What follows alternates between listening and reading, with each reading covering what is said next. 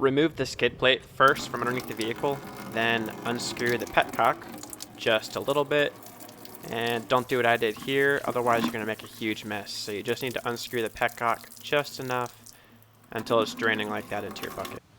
Then remove the throttle body cover as well as the air intake assembly. Next, remove your radiator as well as all of the hoses attached to the radiator, and it's only held in place with 4 bolts. Now remove the fluid coupling with the 4 bolts here.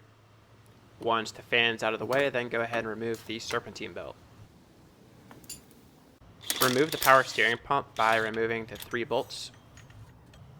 And once it's loose, go ahead and just move the power steering pump off to the side. I removed the 2 bolts holding the power steering reservoir to make it easier. Now remove the serpentine belt idler pulley and take it off just like that. Now remove the 3 bolts and the nut for the right hand timing belt cover and pull it off. And on this side you'll be removing 4 bolts and a nut, and you'll have to unclip the wire for the camshaft positioning sensor.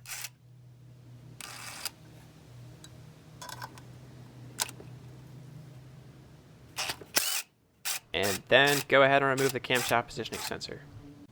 At this point you'll also need to remove the oil cooler piping line, and that's held in place just with 1 bolt.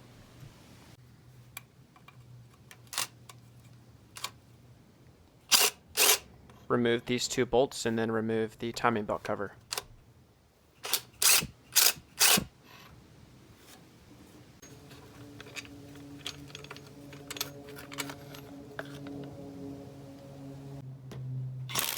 Disconnect the 3 bolts holding the AC compressor in place.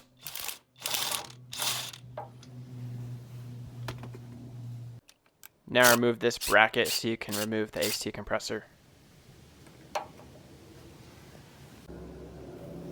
The 3rd bolt for the AC compressor has to be taken off by hand because I couldn't get any power tools in there.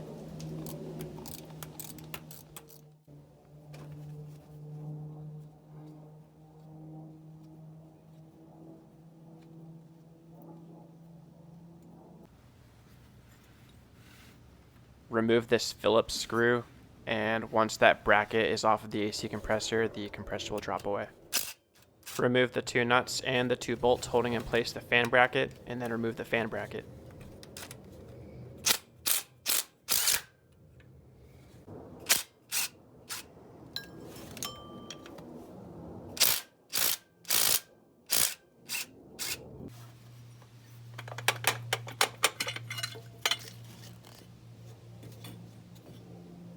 And here's the broken bolt from the oil cooler piping. Turn the crankshaft pulley so it lines up with the 0-degree mark, and then confirm with the 2 timing pulleys that their timing marks also line up. Yeah, crankshaft pulley bolt definitely didn't come out that easily. And go ahead. Just be sure to pull the fuel pump fuse if you're going to use the starter to loosen that bolt. Temporarily install the bolt so that way you can turn the pulley approximately 50 degrees to the right so that way it's lined up with that idler pulley.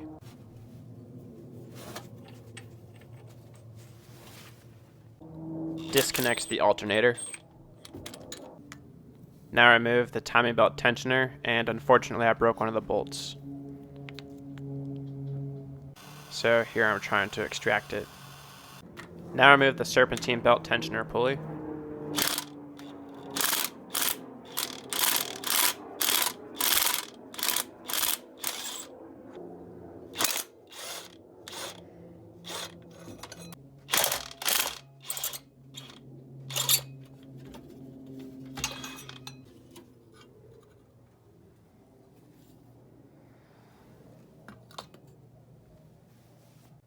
Use a pulley puller to get the crankshaft pulley off. I rented this one from O'Reilly's Auto Parts.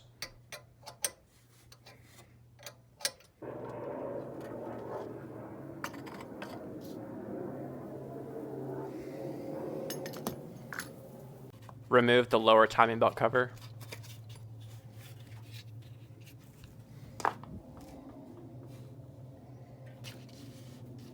And now remove the timing belt guide and Pay attention to how you take it off because it is dished away from the timing belt.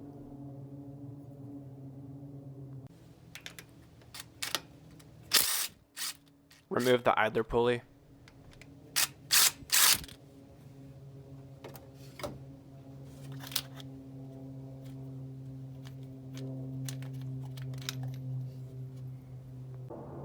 You can actually remove this pulley using a 10mm hex key below where I'm taking it off.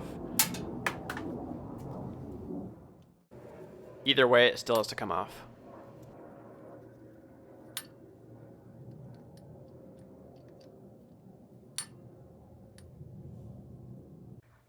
Now remove the water inlet housing assembly by removing these two bolts, and then rock it back and forth until it comes apart.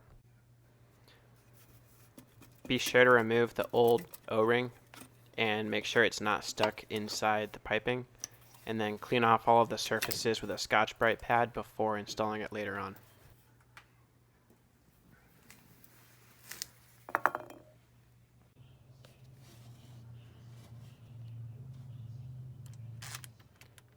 Now remove the two stud bolts, the nut and the 5 bolts, and then remove the water pump.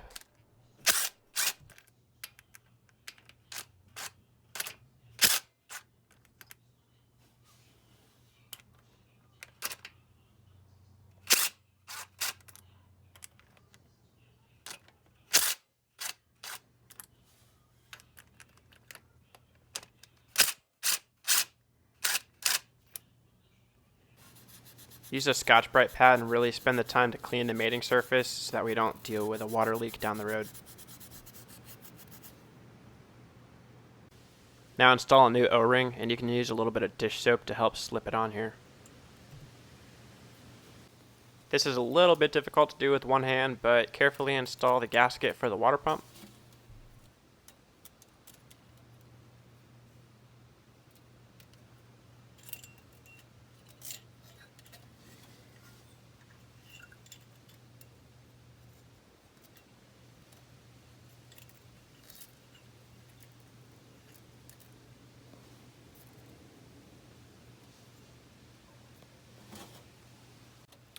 After the gasket is installed, carefully install a water pump.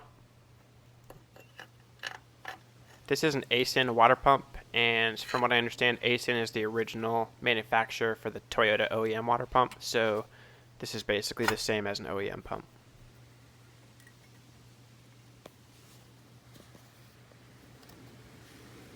And you may need to rock the water pump back and forth a little bit until the O-ring seats properly. Now install the 2 stud bolts, the nut, and the 5 remaining bolts to the water pump.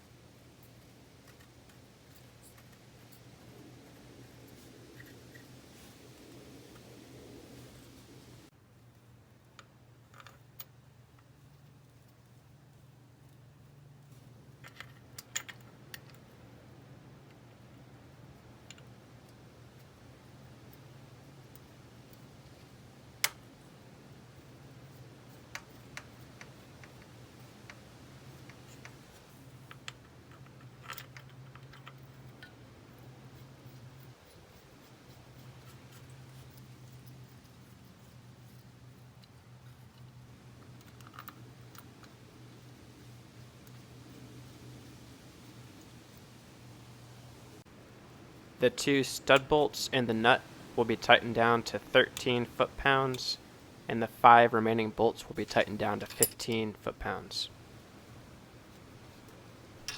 And as always, be sure to torque those bolts down in a somewhat crisscross pattern. Remove the belt tensioner pulley assembly using a 10mm hex, and then clean up any oxidation with a Scotch-Brite pad.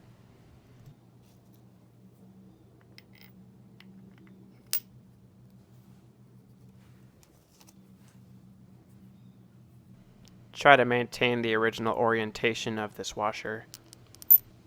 You probably don't need Loctite, but I went ahead and applied a little bit of blue to this bolt. Now torque the tensioner pulley down to 25 foot-pounds using a 10mm hex.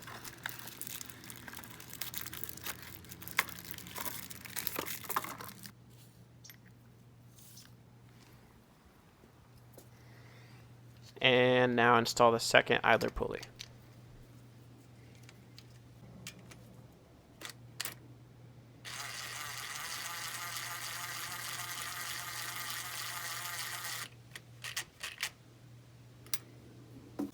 Torque this bolt to 25 foot-pounds.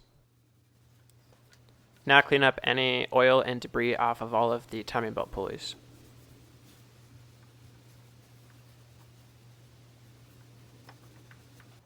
This is the new belt that you want to use. It's made in Japan by Mitsubishi. Install the belt on the crank pulley first, and you're going to use that little white dot as your lineup point. Now install the timing belt guide. Make sure it's dished towards you, and then line up the key and slide it on all the way.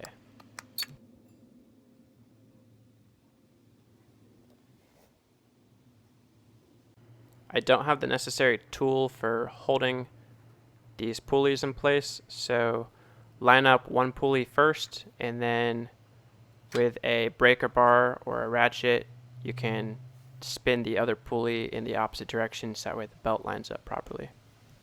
Just double check and triple check that the belt didn't jump any teeth.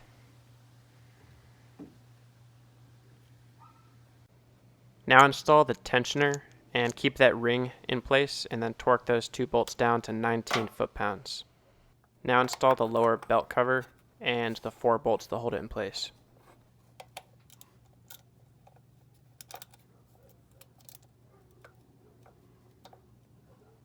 Now install the crankshaft pulley. Temporarily install the bolt and turn it over a few times to make sure that the timing marks line up. Now remove the ring from the belt tensioner. And don't forget to install this trapezoidal dust shield.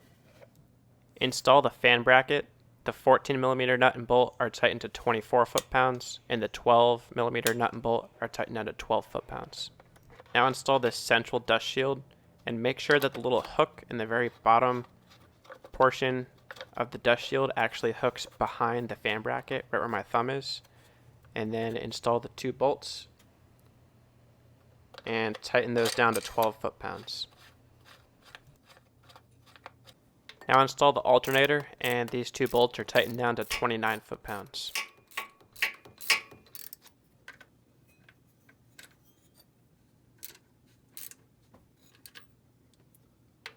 Now install the power steering pump.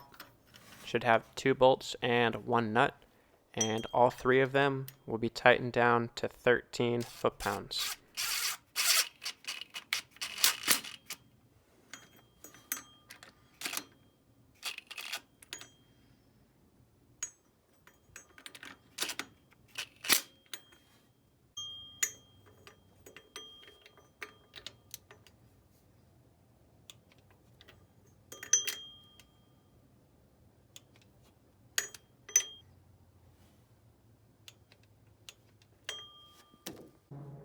Now install the AC compressor, and the 3 bolts holding it into place should be tightened down to 36 foot-pounds.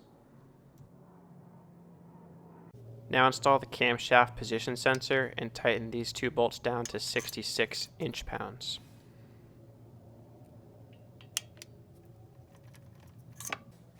The bottom corner of this dust shield also hooks behind the fan bracket.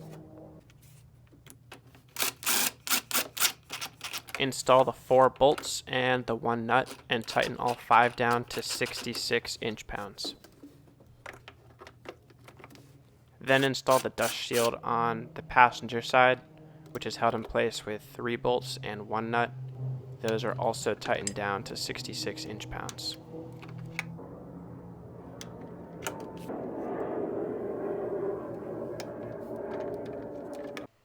If you don't have a tool to hold the crankshaft pulley in place, pull one of the spark plugs out, rotate the crank until the piston is at the bottom of its travel, feed a rope into the hole, then turn the crank clockwise until the rope bunches up in the top of the head. And at this point, you can torque the crankshaft pulley bolt to 181 foot-pounds. Clean the surface of the coolant inlet and then apply a thin layer of gasket sealant. Then install the water inlet assembly with a new O-ring and the 2 bolts. Reconnect the camshaft position wire as well as the oil cooler hosing. And then don't forget to install the bolt holding the oil cooler piping in place. Reconnect the wiring going to the AC compressor. I let the gasket sealant dry overnight and then fully torqued these 2 bolts down to 13 foot-pounds the next day.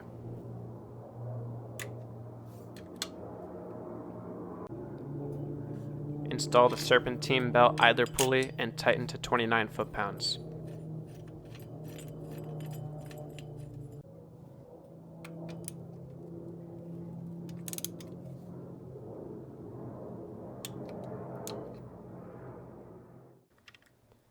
Install the fan pulley and temporarily tighten down the 4 bolts holding the fan pulley in place. Then install the serpentine belt. Once in place, reinstall the fan and tighten the 4 bolts down. This is the belt tensioner pulley that you can attach a breaker bar to when you're installing the serpentine belt.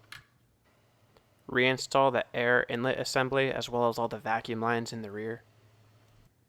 Then install the throttle body cover. And then don't forget the 1 bolt holding the refrigerant line in place to the air intake. Reinstall the radiator and it's held in place with 4 bolts. Be sure to top off your antifreeze once all the piping is in place.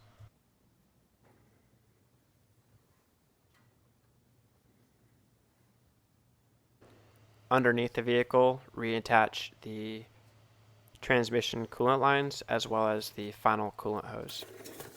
Well, thanks for watching, and I hope this gave you some guidance on replacing the timing belt and water pump on your Toyota 4.7 liter V8.